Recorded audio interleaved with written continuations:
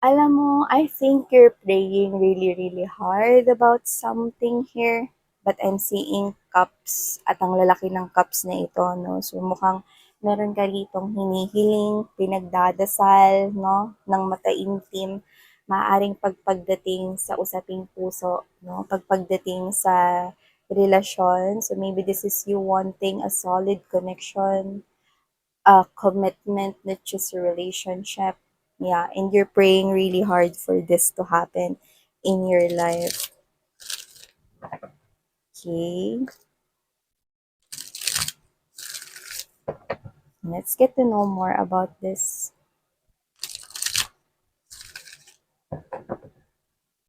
And yeah, okay, kalakip ng paghahangad, taimtim na panalangin, dasal, no?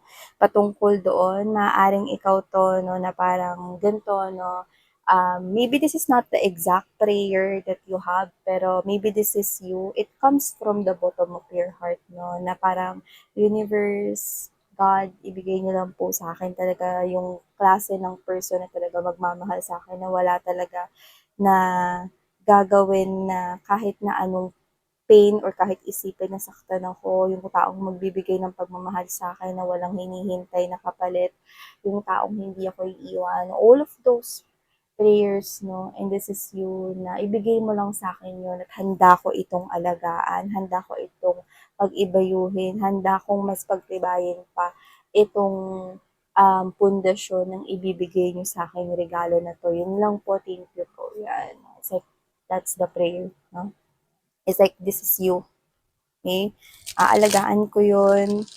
Basta ibigay niyo lang po yun sa akin. Yun po yung isa sa pinaka-hinihiling ko po ngayon. Yan.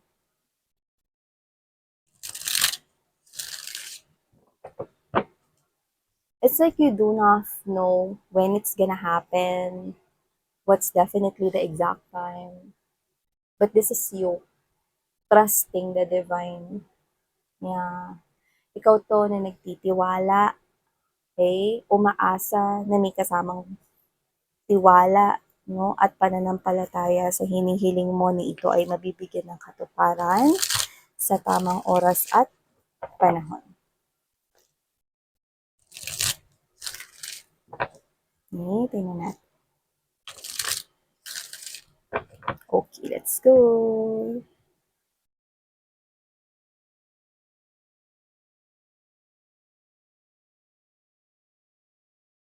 Oh. We've got here the Devil and the Page of Swords energy. Ano ba yan, miss yan? Devil yan, mga babes. Yan, no, baka na ganun na kayo, no? Nakita ninyo, devil yan, miss yan. Ano ba yan? Yan, no? Hindi. Hindi ko nakukuha na something negative ito. No, actually, you know what I'm getting right here? Someone here actually can't stop. Hindi niya po mapigilan rito, no? Na kayo ay tingnan, na kayo ay hindi makita, no? Hindi niya rito maipaliwanag, no? Parang kulang yung araw niya, no? Pag wala ka sa kanyang paningin. Yan, no? Kasi nakukuha ko rito, this person here is with the Page of Swords energy. Yeah, could be. Sa iba sa inyo, pwedeng mas bata ito sa inyo, but doesn't have to be. Let's not get fixed with the age. Pero, the general message that I'm getting from here is that this person, okay, loves seeing you, watching you. Yan, no? This person, no, parang ikaw yung pinakamaganda na view sa kanyang araw at kulang ang araw niya pag hindi kanya nasisilayan or nakikita or nakakausap yan, no? Kasi this person, you could be already connecting with this person but doesn't have to be. Pwedeng papasok pa lang siya sa life ninyo. Definitely, this will start as a physical attraction. Yan, no? Nakikita ko that this person will eventually, ikaw ang kanyang magiging type. Yan, yung tipo mo na yan. Ikot ka nga. Yan, yung tipo mo na yan, no?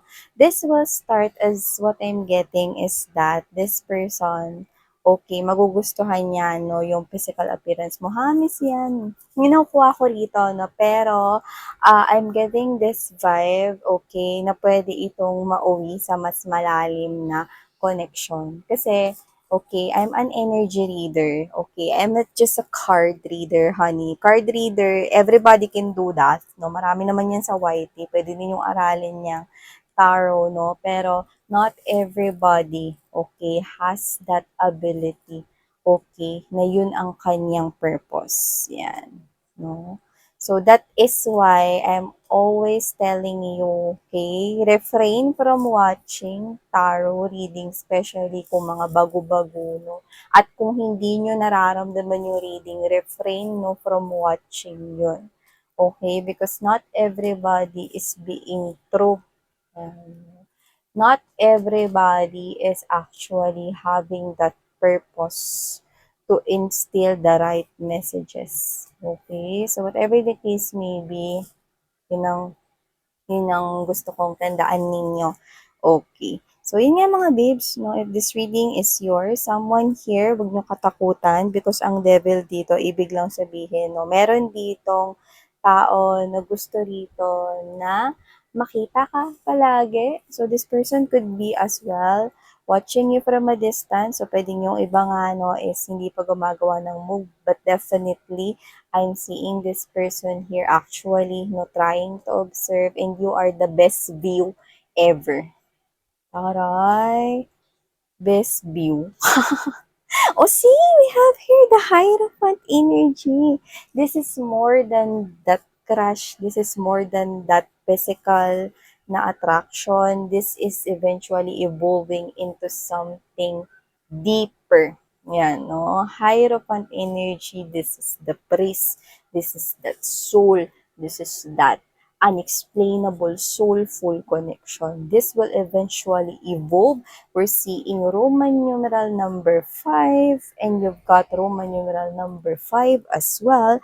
5 is the powerful number of changes. See, I'm telling you guys that whoever this individual is, this is more than physical attraction.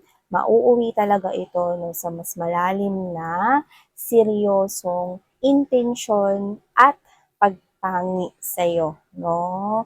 So, hindi ko nakikita na itong tao na to ay gusto ng casual fling lang sa inyo, lalo na kung ka-in relationship ninyo ito, no? Mararamdaman ninyo, okay, yung intention niya kung totoo o hindi. So, nakikita ko na kung reading mo to, no, this person's intentions to you, no, is maganda at nakikita kong lalalim yan. See, we have here the 7 of Coins energy followed by the, yeah, consistency. 7 to the 8 of Coins energy. This person here wants to put in the work. Mag-e-effort ito sa'yo. This person will show you that he or she is true pagdating sa kanyang emotions and feelings for you.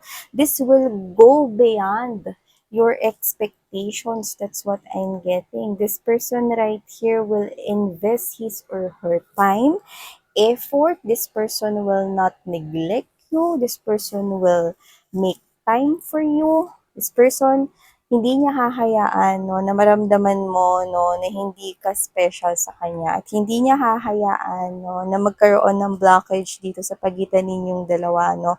Lalo na kung meron nang nagsisimula rito, no, na usapan or nag-uusap na kayo, you're getting to know each other right here. This person will eventually gonna show you consistency, tuloy-tuloy, no, na pagpapakita, pag-express ng kanyang damdamin at intention sa inyo. Yeah, so this could be a coworker as well, maybe someone here that you eventually nakilala sa trabaho or baka katrabaho na, I mean, baka kakilala ng katrabaho ninyo, just take how this resonates, but doesn't have to be just a workplace romance, okay? We just mentioned this because I'm seeing someone here eventually sees you, okay, continuously. Sa iba naman, pwedeng pinapanood kayo sa social media, kung meron kayo niyan, no? Facebook, Instagram, doesn't have to be na yung mga TikTok lang at mga YT, vloggers, no? So, doesn't have to be. Basta this person is actually seeing you, ano bang ginawa mo today, yan, no? This person is actually loving, okay, to see kung ano yung mga pinopost mo, stories mo, ano yung ginawa mo, may bago ka ba ngayon na ipinost, ano yung status mo today sa mga social media platforms, yan, no? Kulang talaga yung araw niya pag hindi ko niya nakikita. At kung meron na kayo rito na pag-uusap, nakikita ko, no, na hindi talaga buo yung araw niya pag hindi kayo magkasama. Ay. Okay, let's keep moving right. Wow! Nine of Cups energy. Alam mo, maganda talaga yung hangarin sa'yo ng taong ito. Kasi nakikita ko rito, tutulungan ka niya, no? Na matupad mo ng unti-unti ang mga pangarap mo at mangyayari yon. Kasi we've got the Seven of Cups in reverse. The Seven of Cups in reverse is you actually getting, okay, your dreams come to reality because this person's intention as well is to help you achieve all of these desires you have in your heart. Yan, no? Kung pangarap mo ng mga babes, example lang, kung pangarap mo na makapagtapos ng pag-aaral rito, no, willing siya to help you out, no, kahit ano pa yan, support financially or tulungan ka niya, no, kung alam niya yung subject or baka bigyan ka niya ng tips, no. This person will eventually, hindi siya mag-hesitate or magdadalawang isip, hindi siya magdadalawang isip na tulungan ka.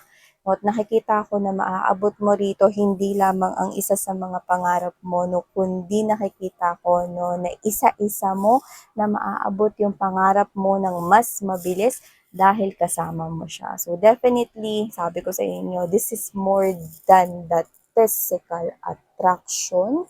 This is going to be, okay, a deeper connection at magiging deepest pa nga. Mm-mm. Kasi hindi ko siya nakikita na siya yung klase ng tao na nagpe-play around. Ay, nako, hindi. Hindi ko nakikita yun. Yan, taray, no? Okay, so yeah. Oh, okay. So this connection, okay, hindi ko nakikita mga babes, no? Pwedeng ikaw at first, siguro baka magdalawang isip ka sa kanya. Okay, maybe pagbago-bago pa, no, kayong magkakilala, no? Pero I'm getting this strong message, no, na kung ikaw magdadalawang isip ka sa kanya sa umpisa, no, mas magdadalawang isip po ang mga tao sa paligid mo. Akala mo sila yung may karelasyon, no? Or sila yung ano, no, gustong makarelasyon nitong person na 'to, no? Hindi. Kasi kung sino man 'tong mga tao na 'to, no, kaya sila ganyan, kaya sila affected much, no, kasi sila yung family mo, sila yung mga solid mong friends rito, like yung mga friends mo nung high school or nung bata ka pa, mga kababata mo na mga friends mo pa rin until now, or coworkers mo na ang tagal mo ng coworker, no, na naging friend mo na rin, no. This is your true soul tribe. This is your family, your mama, your papa, your mga kapatid, your mga pinsan here and relatives na nakikita kong sanggang dikit ninyo. Ibig sabihin, this is running in the blood and they're really concerned with you because you are a family. And these are the people here who are true to you. Kahit yung mga friends mo rito, no, na sobrang matatagal na kayo, nakikita ko rito na yung bond ninyo super strong na, no. Kumbaga mga babes, no, parang dumadaloy na rin sa kanila, no, ang dugo na parang magkakapamilya na rin kayo kahit mga kaibigan mo sila, no, kahit ibang kanilang mga nanay at tatay, yung kanilang pagmamahal at concern sa'yo ay buong buo, solid, legit yan, no. So nakikita ko rito na at first, no, baka magdalawang isip sila about this person here. Ito nakakatawa to message na to, no, nakuha ko rito. Eh, this is not applicable to all of you, pero sasabihin ko pa rin. Okay? Yung iba, kaya sila magdadalawang isip sa umpisa dahil nire-resemblance ng isa sa mga naging ex mo ang, okay, one, pwedeng medyo kahawig na naging ex mo before. Two, pwedeng merong galawan or mannerism na kagaya ng nakarelasyon mong ex before. Okay, pero uulitin ko, okay, mannerism lang yon, kahawig lang naman ang ex mo, pero this is totally a different person. Okay? You know what I mean? Hindi siya yung ex mo. Okay? So, kung meron mang pagkakapareho, no, hindi yun ticket or hindi yun resibo upang ihalin tulad siya sa ex mo kung sino man yun. Okay? Example, pareha sila no, na mahilig mag-nail bite pag kinakabahan. Yan. No? Or example, mahilig silang maghawi ng buhok, no? Every time, no? Or baka pareho sila, no, na merong parehong ginagawa, no? Kunwari, bago kumain, no? Naglalagay muna ng alcohol or kunwari nilalagyan niya ng panyo yung lap niya. No? Example lang yung mga babes. No? Meron silang pagkakapareho na alam na natatandaan nito no, ng mga friends mo. And I'm also getting this kind of hint na kung sino man yung ex mo na yon, no, matagal mo yung nakarelasyon, pero hindi mo rin naman nakatuluyan. So, yan, no. Uulitin ko, it can happen na ganun, pero this is a definitely different person here. So, makukuha niya ang loob ng pamilya mo rito, ang mga kaibigan mo rito, itong mga solid mong soul tribe, no? Kasi mapapatunayan niya sa kanila, no, na sobrang different siya, hindi lang doon sa ex mo na naka-in relationship mo na meron silang pagkakapareho, no? Kasi ibang-iba tong nakukuha ko dito. This is actually the person here, no, na handang saluin ang sibat for you. Mm-mm. Alam naman natin, no, yung sibat matulis yung sa dulo, yun nga yung gamit na weapon dati. No? So, pag natusok ka nun, hindi ka lang talaga aaray. So, ibig sabihin this person, okay, handa niyang saluin ng sebat for you. So, definitely this person is willing to sacrifice. Unlike your exes, mas gusto nila ng mga babes na gawin kang shield para saluin mo lahat ng sibat for them. Yan, diba? This is a totally different guy, a totally different woman coming here for you. So that's what I'm sensing. Actually, your family, your soul tribe will gonna love this person here, no? To the point na, uy, invite mo naman si ano, huwag mo kakalimutan isama si ano yan, no? Sa sobrang pagka-botong-botong-boto na talaga nila, no, dito sa person na to, na gusto nila magmadali na ipakasal kayo rito. Yeah, eventually I'm seeing that happen, and this is actually a very, very, very happy blended family. No? Ang ganda para kayo rito, ang saya lang, no? Like isa ito sa mga pangarap mo. Nakikita ko na ito yung isa sa mga pangarap mo noon, no? Na akala mo hindi na mabibigyan ng katuparan. I'm seeing you, no? Na ikaw yung magiging pinakamasaya kasi nakikita mo na nagtatawanan, no? Yung taong minamahal mo kasama yung mga taong mahal mo sa buhay kagaya ng pamilya mo at mga kaibigan mo. Oh, I'm telling you, yeah. I'm really loving the energy here for you guys. See? You deserve this. Deserve mo to. 'Di ba? Oh! The Queen and the King of Cups is here. So, definitely, this is your person. May konting, ano nga lang, no? May konting kurot lang sa, may konting hurt lang, no? Pagdating sa mga soul tribe mo, no? Kasi nakikita kita na sasama ka sa kanya, no? Alam mo, bentang-benta talaga dito yung ano, yung song ni ano, no, Taylor Swift, no? Yung Romeo, take me somewhere we can be alone. Yan, no?